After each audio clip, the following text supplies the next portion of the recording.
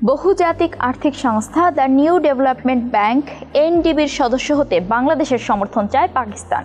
পাকিস্তানের অর্থনীতি বিষয়ক মন্ত্রী আহাদ খান চিমা সম্প্রতি বাংলাদেশের অন্তর্বর্তী সরকারের অর্থ উপদেষ্টা ডক্টর সালেহ উদ্দিন আহমেদকে লেখা এক চিঠিতে এই সহযোগিতা চেয়েছেন। 1 জানুয়ারি ঢাকাস্থ পাকিস্তান হাইকমিশন আহাদ খান চিমার লেখা চিঠি বাংলাদেশের অর্থ মন্ত্রণালয়ের অর্থনৈতিক সম্পর্ক বিভাগ ইআরডি ও পররাষ্ট্র মন্ত্রণালয়ে পাঠিয়েছে। ওই চিঠি দেখতে পেয়েছে টিভিএস-এর প্রতিনিধি। ঢাকাস্থ পাকিস্তান হাইকমিশন থেকে পররাষ্ট্র মন্ত্রণালয়ে পাঠানো চিঠিতে বলা হয়েছে, গণপ্রজাতন্ত্রী বাংলাদেশের সম্মানীয় অর্থ মন্ত্রণালয়কে শুভেচ্ছা জানিয়ে ইসলামী প্রজাতান্ত্রিক পাকিস্তানের হাইকমিশন অর্থনীতি বিষয়ক মন্ত্রী আহাদ খান চিমার চিঠিটি পেশ করছে।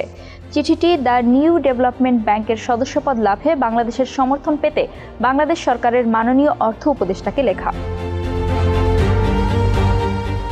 এনডিবির ওয়েবসাইটের তথ্য অনুযায়ী 2013 সালের মার্চে পঞ্চম ব্রিক্স সম্মেলনে ব্রাজিল, রাশিয়া, ভারত, চীন ও দক্ষিণ আফ্রিকা এই ব্যাংক প্রতিষ্ঠার সিদ্ধান্ত নেয়।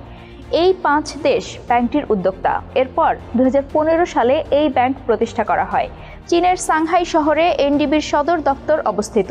এর মূল উদ্দেশ্য সদস্য দেশগুলোর অবকাঠামো উন্নয়নে বিনিয়োগ সহযোগিতা করা এবং টেকসই উন্নয়নে বিনিয়োগ। 2021 সালের সেপ্টেম্বরে বাংলাদেশ এই ব্যাংকের সদস্য হয়েছে। ওই বছরই অক্টোবরে সংযুক্ত আরব আমিরাত সদস্য হয়।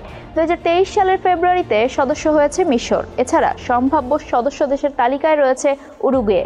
জাতিসংঘের সদস্য সকল দেশের জন্য সদস্যপদ উন্মুক্ত রেখেছে এই ব্যাংক। ব্যাংকটির নবম বার্ষিক সম্মেলন গত বছরের 29 থেকে 31 আগস্ট দক্ষিণ আফ্রিকার কেপ টাউনে অনুষ্ঠিত হয়েছে। গত বছরের 5 আগস্ট বাংলাদেশে আওয়ামী লীগ সরকারের পতন ঘটে। 8 আগস্ট ডক্টর মোহাম্মদ ইউনূসের নেতৃত্বে অন্তর্বর্তী সরকার দায়িত্ব নেয়। এরপর থেকে পাকিস্তানের সাথে বাংলাদেশের রাজনৈতিক, কূটনৈতিক ও বাণিজ্যিক সম্পর্ক আগের তুলনায় ঘনিষ্ঠ হচ্ছে।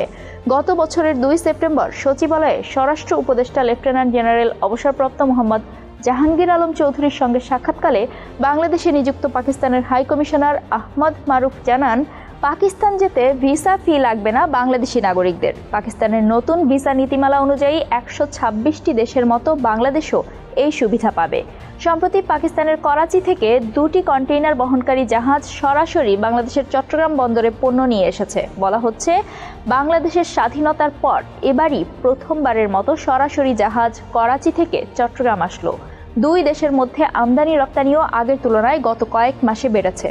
বাংলাদেশ সফর করছেন পাকিস্তানের বিভিন্ন সংস্থার প্রতিনিধিরা। কিন্তু 1971 সালে মুক্তিযুদ্ধের মাধ্যমে বাংলাদেশ পাকিস্তান থেকে স্বাধীনতা লাভ করে।